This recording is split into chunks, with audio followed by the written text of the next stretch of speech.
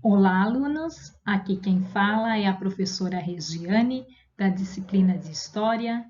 Estamos aqui para trabalhar mais uma aula nesse período de isolamento social por conta da pandemia, na nossa 10ª semana de trabalho online.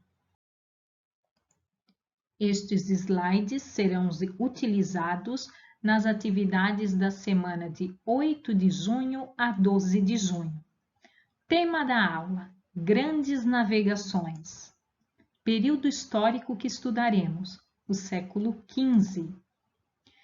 Para as atividades desta semana, utilizaremos o livro didático Historiar, capítulo 5, que inicia na página 72. Em nossa sala virtual, na plataforma Moodle, também estão sendo disponibilizados vídeos para ilustrar o conteúdo. Desde os tempos das cruzadas, os europeus eram fascinados pelos produtos orientais, especiarias, temperos, seda, perfumes, tapetes, etc. Essas mercadorias eram trazidas por terra pelos árabes até a costa do mar Mediterrâneo, vendidas para comerciantes italianos e depois revendidas em toda a Europa. Produtos vindos da Ásia eram comercializados por todo o continente europeu. Para suplantar esse privilégio dos italianos, países como a Espanha e Portugal trataram de descobrir um caminho de navegação para contornar a África e atingir as Índias por mar. Os portugueses foram os pioneiros na expansão marítima.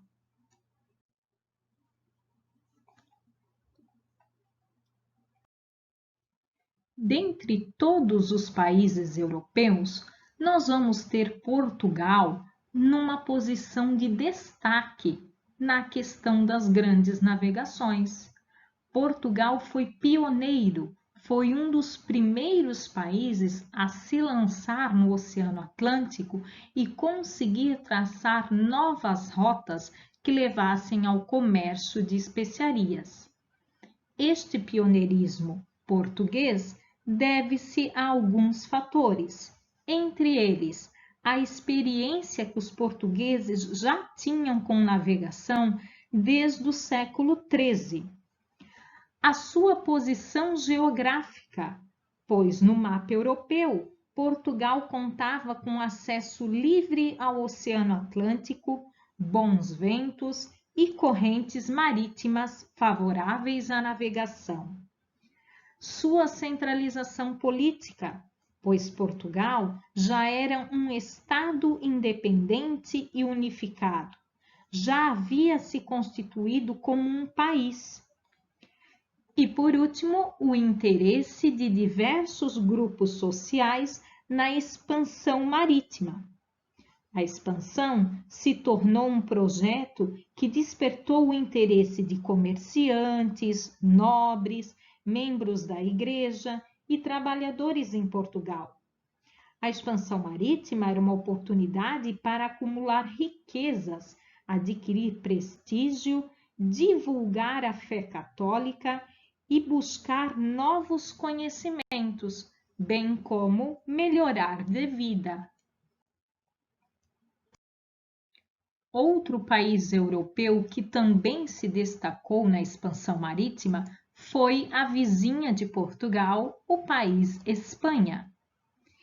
Os espanhóis financiaram o projeto de navegação do genovês Cristóvão Colombo.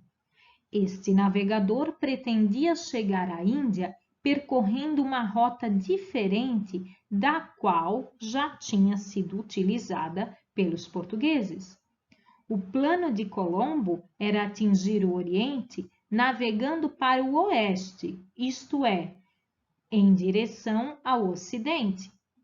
Seu plano baseava-se na ideia de que a Terra era redonda, como muitos estudiosos defendiam. Nessa viagem, Colombo acaba encontrando um novo continente, que mais tarde será batizado como América. Durante o processo de expansão marítima, membros da Igreja Católica participaram ativamente da organização, do financiamento e da ação colonizadora. O interesse da Igreja Católica era difundir, divulgar a fé católica, levar a Igreja Católica aos lugares onde ela ainda não estava, batizar as pessoas que moravam nesses locais e assim conseguir conquistar novos fiéis. Vale lembrar que a Igreja Católica passava por um momento de crise e que havia perdido muitos fiéis para as novas igrejas que surgiam no processo da Reforma Protestante.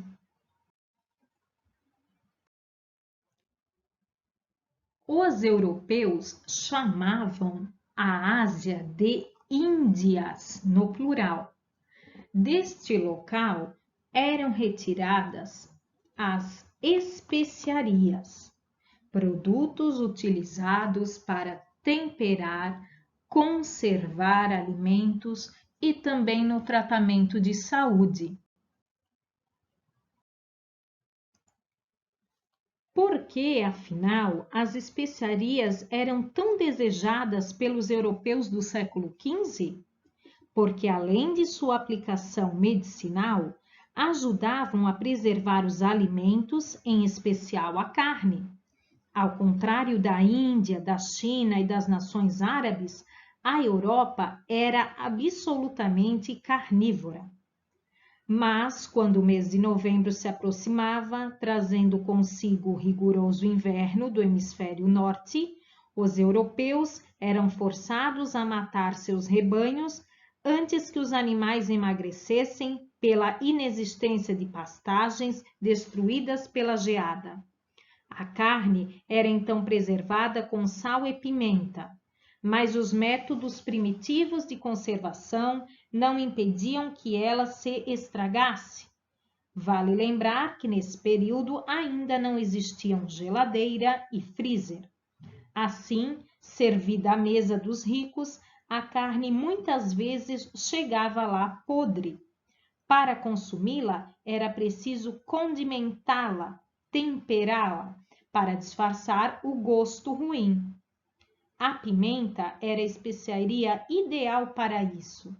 Com o passar dos anos, ela se tornaria uma espécie de moeda, tendo o mesmo valor comparado hoje ao dólar. Caro como pimenta era a expressão usada na Europa. Embora fosse a mais conhecida das especiarias, a pimenta não era a única droga trazida do Oriente. A noz moscada, por exemplo, valia ainda mais, já mais rara. A canela era usada como remédio para o pulmão e como adoçante de vinhos e licores. Chegou a valer mais do que ouro. O cravo, no tratamento de cáries e úlceras, era aceito como pagamento de imposto. Além do valor monetário, as especiarias eram tidas como talismã e se julgava que eram eficientes nos momentos de peste. A pimenta não era só usada como tempero, como condimento, mas para combater envenenamentos e problemas estomacais. Não é de se estranhar, portanto, que a palavra apoteque, armazém de especiarias em árabe, tenha dado origem à palavra farmácia. As especiarias eram chamadas de grãos do paraíso. O interesse em acumular riquezas estava relacionado à negociação de produtos como ouro, tecidos, madeira e especiarias. Muitos desses produtos vinham do Oriente. No entanto, O comércio entre a Europa e o Oriente era controlado por mercadores de Gênova e Veneza, cidades da Península Itálica, associados aos mercadores muçulmanos. Os comerciantes italianos dominavam não apenas esse comércio, mas, sobretudo, as rotas do mar Mediterrâneo. Por isso, os portugueses investiram na descoberta de novas rotas marítimas para chegar ao Oriente. A rota encontrada era um longo caminho pelos oceanos Atlântico e Índico. O desconhecido dá medo. Os navegantes europeus temiam ser devorados por monstros marinhos, mas graças a eles, hoje sabemos que tais monstros não existem. As grandes navegações apavoravam muitos viajantes. Há notícias de que alguns barcos haviam saído do continente para nunca mais voltar. As notícias de furacões, de doenças, de lendas, de monstros que jantavam toda a tripulação, aterrorizavam os europeus. Existiam perigos reais, como tempestades com fortes ventos, ondas imensas, naufrágio, pouco conhecimento sobre os mares e oceanos que seriam navegados. Muitos barcos saíam da costa para nunca mais voltar. No século XIV e no século XV, não havia um consenso sobre o formato da Terra. Algumas pessoas defendiam que a Terra tinha formato plano e quadrado.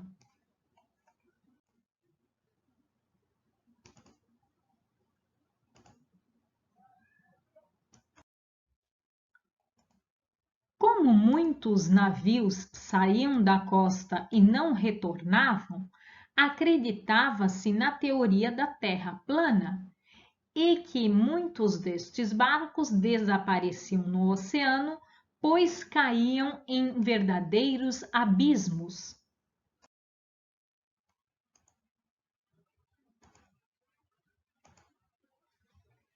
As grandes navegações despertaram o fascínio e a desconfiança da população.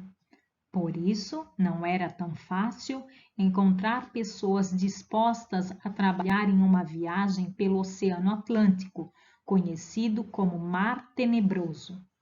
Havia o temor de que o mar fosse habitado por monstros marinhos, sereias e homens-peixes.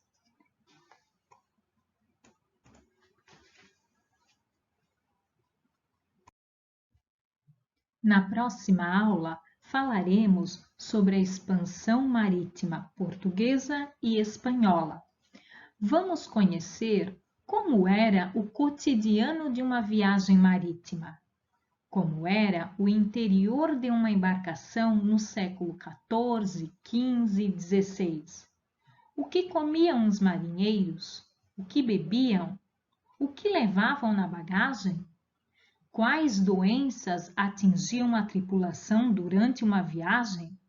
E quais as dificuldades enfrentadas pelo grupo em alto mar? Fiquem bem e vejo vocês na próxima aula. Um abraço!